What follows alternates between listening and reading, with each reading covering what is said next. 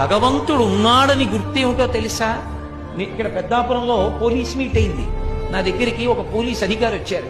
వచ్చి నాకు ఆయన భగవంతుడు ఉన్నాడు అనడానికి, గురువు గారు నేను చదువుకున్న చదువు, నేను చేస్తున్న ఉద్యోగమే సాక్ష్యం. నేను తెల్లబోయి అది ఎలా అన్నాను అంటే ఆయన అన్నాడు, నేను వేలిముద్రల నిపుణుణ్ణి గురువుగారు. అమ్మ కడుపులో ఉండగా 4వ నెలలో వేలిముద్రలు ప్రారంభమవుతాయి. ప్రారంభమైన వేలిముద్రలు 6వ నెల వచ్చిన తరువాత బాగా ముద్రలన్నీ గట్టిగా ఆ వేళ్ల చివర ఏర్పడతాయి. అమ్మ కడుపులో 6వ నెలలో ఏర్పడినటువంటి వేలిముద్రలు మళ్ళీ ఎప్పుడు పోతాయంటే శవమైపోయిన తర్వాత కూడా పోవు. డీకంపోజిషన్ అంటాం. డీకంపోజిషన్ అంటే ఆ శరీరం ఇంకా చివికిపోయి బ్రహ్మాండంలో కలిసిపోవడానికి సిద్ధపడిపోతుంది, ఉబ్బిపోయి పగిలిపోవడానికి. అలా వికారమును చెందిపోయిన తరువాత అప్పుడు మాత్రమే వేలిముద్రలు మారతాయి. అప్పటి వరకు వేలిముద్రలు మారవు.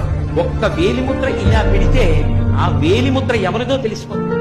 ఇంత చిన్న వేలు మీద గీతలు గీసినప్పుడు ఇన్ని కోట్ల మంది గీతలలో ఎవరికి గీసిన గీతలా ఇంకోటి గీతలు గీయకుండా గీయగలిగిన మహాశిల్పి ఒకడు ఉన్నాడు. వాడు లేకపోతే ఈ గీతలు ఎక్కడి నుంచి వచ్చాయి? వాడు ఉన్నాడనడానికి నువ్వు ఎక్కడికో వెళ్ళక్కర్లేదు. నీ వేళ్లు చాలు, వేలి మీద గీతలు చాలు. నేను ఎన్నో కాగితాల మీద ఎన్నో వ్రాతలు రాశాను. అవన్నీ నీళ్లు పడితే చివికిపోయి తడిసిపోయి అక్షరాల